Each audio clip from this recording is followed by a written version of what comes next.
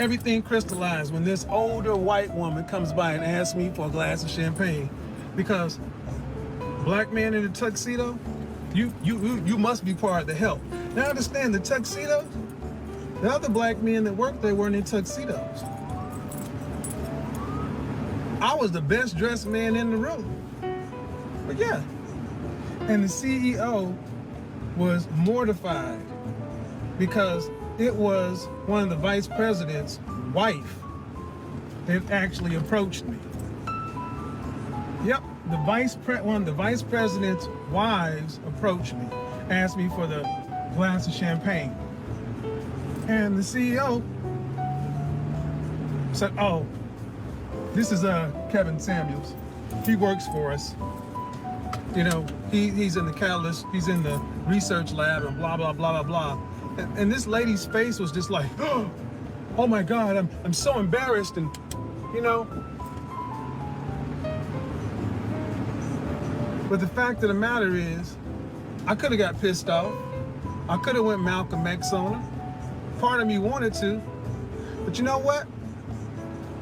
The way I decided to handle it was even better. I asked her. Yeah. I asked her, "Why would you ask me for a glass of champagne when the bar is over there? Why would you ask me for a glass of champagne when the bar is over there?" The reason she asked me for a glass of champagne is because she didn't think I belonged there. There's no way I could belong there. There's no way I was supposed to be in this room in one of the richest suburbs in the United States of America. There's no way I was supposed to be in this room with engineers and financiers. You know, there's no way I was supposed to be in this little bitty high dollar organization. My work proved that I belong there. My results, my outcomes proved that I belong there. But you know what had to actually also prove it? My mindset. I didn't get mad, I didn't get angry. I checked her in the appropriate way. And I remembered that. I'm not gonna ever let anybody make me feel as though I don't belong. And that is what I see far too often with black men. We don't want to go to places, these upper echelon places, because you're afraid that you don't belong. There's a fear there that you don't belong, that some shit like that, some fuck shit's gonna happen. Well, let me tell you something. Your ancestors built this country. This country is what it is because of ADOS, because of the slave trade. We know the history of this country. There's not a place in this country where we don't belong. So I walk in everywhere like I belong. If I have the credentials, if I have what everybody else has, I'll have what everybody else has. Let me say that again. If I have what everybody else has, I'll have what everybody else is having. And that's what I want for you to start looking at yourself like you belong.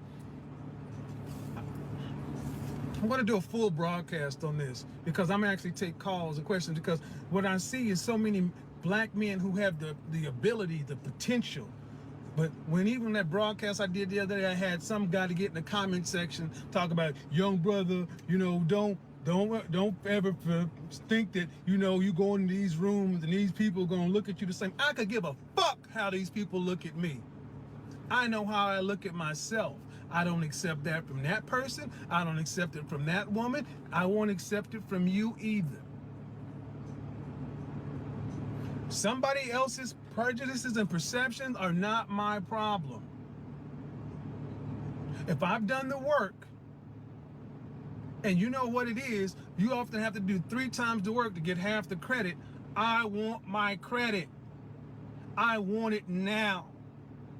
I want it hot, I want it ready, I want it juicy, I want it on time, I want it the way I ordered it. I want my steak medium rare, I want my potato loaded, I want my asparagus crispy, I want my wine chilled.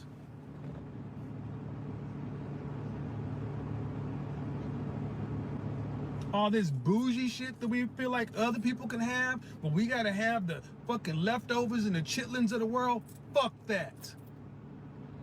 You get lobster too. And then you can still go eat a 2-piece and a biscuit. You belong there. So why aren't you there? Why aren't you there? Are you afraid that some guy who may not know you or may not think you belong there is going to do that to you? Fuck them. Don't give them the comfort of security of your absence. Don't make it easy for them. If they have those kind of limiting beliefs, put your black ass in a room and make them recognize your gangster. Do not self-segregate yourself to make somebody else feel comfortable. Take what's yours. Don't ask for it, take it. That is why I say men are confident, intelligent, assertive. But I really want you to get to the next point. Once you finally realize this is where your life and you get to make it, then you have to get competitive. And then you got to get aggressive. Yeah, you got to get in the fight.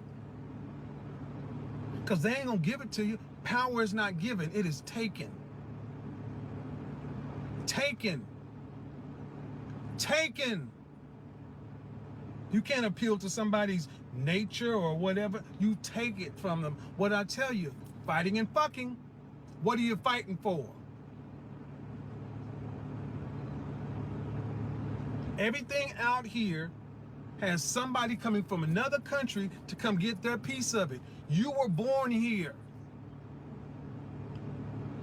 There is no place here you can't go. So what's stopping you? I asked, what's stopping you from going to these rooms? What's stopping you from going to these cocktail parties? What's stopping you from going to the mayor's ball? What's stopping you from going to the art exhibit? What is stopping black men from going to places that are considered high class? Black women are there. It's your mindset. Ain't nobody stopping you but you. It ain't white people. It ain't the man. It ain't white supremacy. It's your black ass. You don't want to go and compete. You don't want to go get out of your comfort zone. You don't want to go learn how to move in these places. Yeah, you got to go in there and learn the lingo. You got to go learn the language. You got to go learn the mannerisms. You got to go learn everything else. Well, guess what? If you want what you say you want, that's what you're going to have to do. Look, man, ain't nobody sweating what's going on in the black neighborhood, black community. They come take what they want from us and leave. Try to drop black business on the Arab side of town, on the Hispanic side of town, on the Asian side of town, in the white suburbs. You're not getting in there. But you can drop anything you want on the black side of town. Why? You let them. You let them. Learn from them. Look, man, they're not your enemy. You may want to paint them as your enemy. You know what's universal? Green. Money. You know why I belonged in that room? Because I was fucking good at what I did and I made the company money. And I never let myself believe it was anything other than that. I was there because I was profitable for them. And when it was time to pay me, I expected to be paid the most possible. I negotiated hard and I took no shorts. They didn't do me a goddamn favor to give me a job. They were lucky to have me.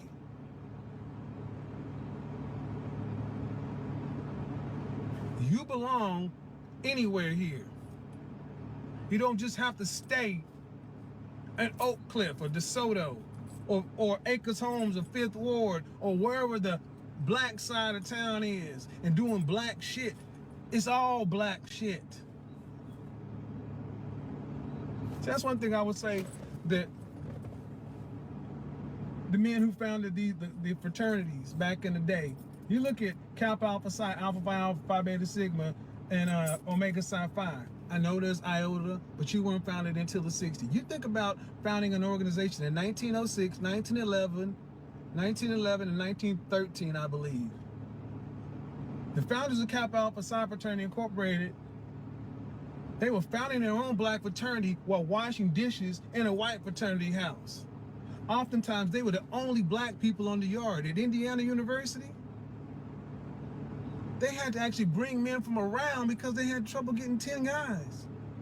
Now it's hundreds of us, thousands of us, but we don't go to the same places they fought to get into. Why? Man, fuck them. I ain't selling out, man. How do I go to one of these kind of places and not have to kiss ass? The fuck? That's not the question, brother. How do I go to these places and not have to kiss ass? Man up. Kissing ass, you mean play the political game? Play the money game? It's the game. Why are you so worried about kissing ass? Because you're worried about what somebody who has less than you thinks about you. Man, hey man, Leon went over to that old bougie ass place. Yeah, man, he in there kissing them white folks' ass and blah, blah, blah. Where's the person that's making these comments? Are they shoulder to shoulder with you going in there to take something? Or are they sitting on the corner? Look, man, at the end of the day, the only person stopping us is us. The only person stopping you is you. We belong there. We belong there. We're entitled to it. And if you don't take it, someone else will. I'm going to tell you something else. American black men, African Americans, I can tell you this much. If you don't get your shit together, if you don't start taking your appearance more seriously, your image more seriously, your brand more seriously, if you don't stop playing with life, if you don't stop being a 31-year-old dude just consumed with pussy and not consumed with purpose, if you don't stop playing, acting like you're an overgrown goddamn teenager, that pussy is still new to you, and you ain't worried about nothing else but macking these hoes, guess what? They're coming over here from the continent. They're coming over here and getting it. I got no problem with them because you ain't there. Where you at? You mad? You get upset when you see a beautiful chocolate sister on a white boy's arm? Well, guess what? If she likes going to these places and doing these things, where are you? Because we belong there. Then we're gonna go have a very nice, a great lunch because we belong there. Then we're gonna go get first class treatment at 2 other places because we belong there. Then we're gonna go have dinner and dine like kings and get served like fucking princes because we belong there. Then we're gonna go socialize like grown damn men, VIP, because we belong there.